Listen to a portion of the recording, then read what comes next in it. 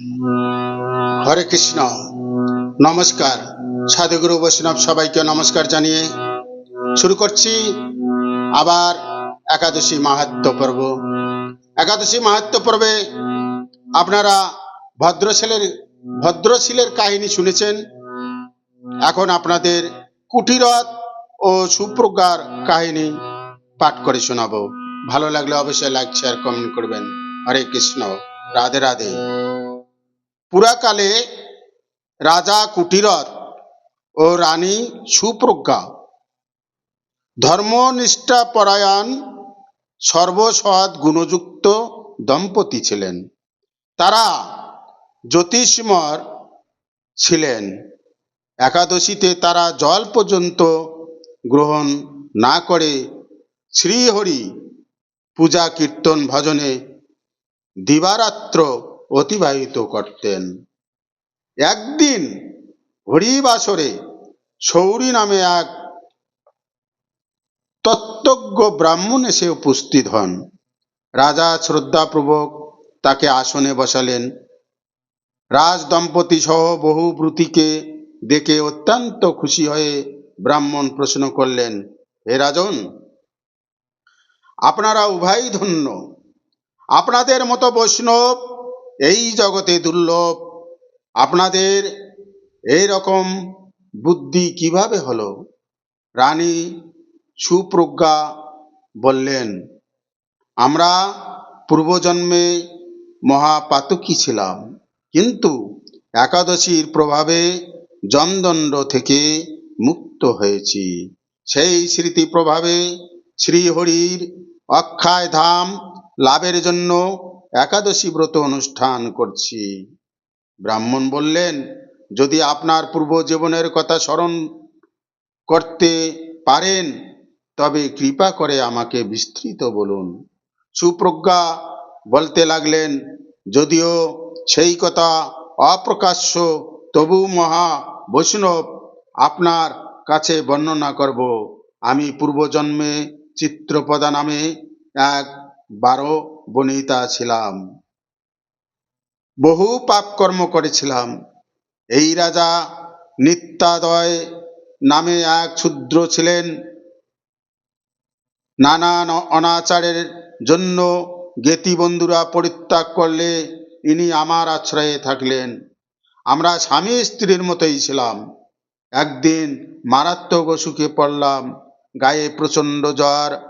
পীড়ায় কাতর হয়ে দিন রাত হে হরি, হে গোবিন্দ, হে নারায়ণ, আমাকে রক্ষা করো, রক্ষা করুন বলে কাঁদতে লাগলাম।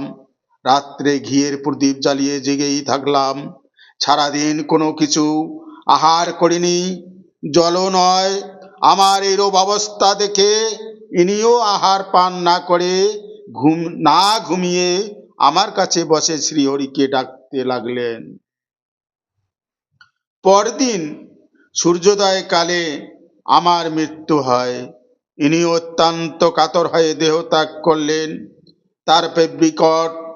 তারপর বিকট ভয়ঙ্কর যমদূতেরা এসে আমাদের খুব শক্ত করে বেঁধে দুর্গম পথে যমপুরীতে নিয়ে গেল। সেখানে যমরাজ আমাদের পাপ পুণ্যের বৃত্তান্ত জানতে চিত্রগুপ্তকে নির্দেশ দিলেন।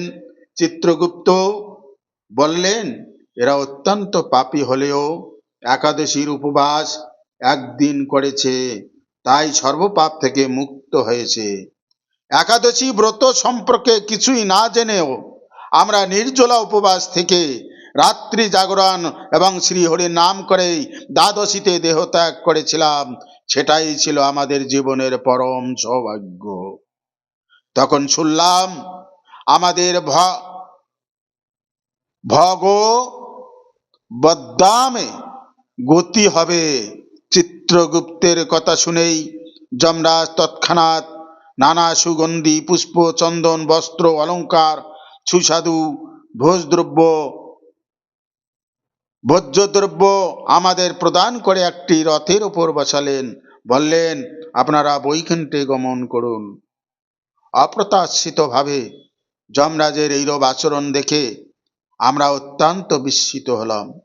আমাদের তখন দেখতে ইচ্ছা হলো যে কিভাবে জমপুরিতে পাপীদের শাস্তি ভোগ করতে হচ্ছে, তখন আমাদের কৌতূহল দেখে যমরাজ রথে চড়িয়ে নরককুণ্ডের জীবদের দেখতে পাঠালেন। সেই সব ভয়ঙ্কর নরক আমরা দেখতে লাগলাম। ব্রাহ্মণ শৌরি তখন বললেন, আপনারা সেখানে পাপীদের যে সর্বদুর্দশা দেখলেন তা দয়া করে বলুন। সুপ্রজ্ঞা দুঃখিত চিত্তে বলতে লাগলেন, সেখানে বিশাল একটি দুর্গম অতি দুঃখপ্রদ রাস্তা রয়েছে। সেই রাস্তায় কোথাও জ্বলন্ত আগুন, কোথাও উত্তপ্ত কাদা, কোথাও অন্ধকূপ, কোথাও কাটাময় গাছ, কোথাও কঙ্কালের স্তূপ, কোথাও ভয়ঙ্কর জন্তুর গর্জন। সেই ক্লেশপূর্ণ পথ দিয়েই যমদূতেরা পাপীদের টেনে টেনে নিয়ে যাচ্ছে। পাপীদের কারো গলায়, কারো কানে, কারো নাকে অঙ্কুশ দিয়ে প্রহার করা হচ্ছে, আর কারো কান ছিদ্র করে ভারী পাথর ঝুলিয়ে আরব ছিন্নতে লোহা বেঁধে ঘাড়ে ধাক্কা দিয়ে কারো মাথা নিচু করে পা উপরে করে নিয়ে যাচ্ছে।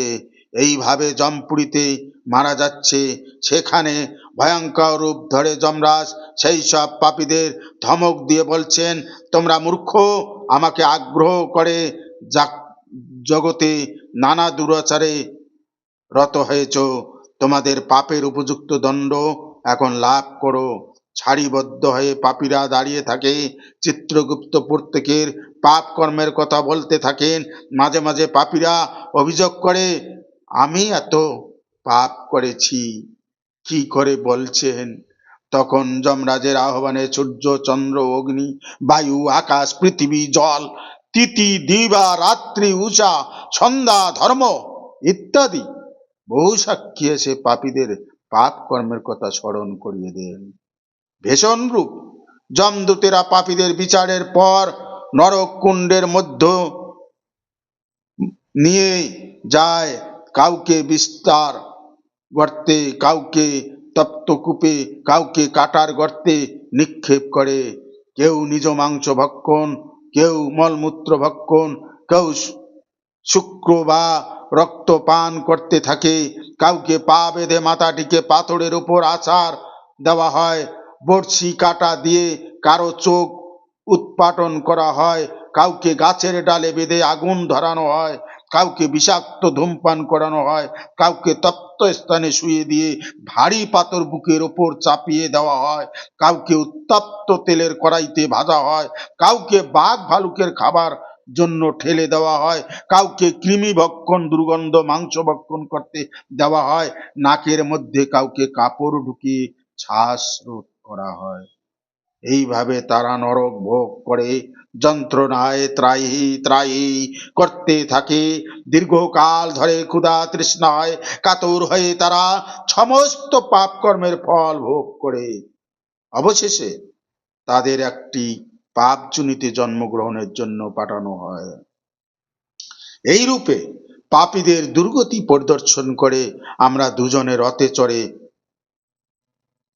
ভগবদ্ধামে গমন করলাম। কোটি কল্পকাল সেখানে পরম আনন্দে বাস করে অখিল সম্পদ ভোগ করলাম। কিন্তু যে একাদশীর কৃপায় আমরা অপ্রত্যাশিত ভাবে এমন সৌভাগ্য প্রাপ্ত হয়েছি, সেই একাদশীর মাহাত্ম্য জগতে প্রচার করতে আমাদের অভিলাষ হলো। পরমেশ্বর ভগবান শ্রী বিষ্ণুর প্রেরণায় আমরা এই ধরাধামে রাজবংশে জন্মগ্রহণ করেছি। এই জন্মে একাদশী ব্রত আচরণ ও তার মাহাত্ম্য প্রচার করে সুখ মৃত্যু লাভ করে শ্রী বৈকুণ্ঠে গমন করব। হরে কৃষ্ণ, রাধে রাধে, রাধে রাধে। একবার বলো রে মধুমাকা হরিনা, বলো রে একবার বলো রে মধুমাকা হরিনা, বলো রে। হরে কৃষ্ণ, রাধে রাধে।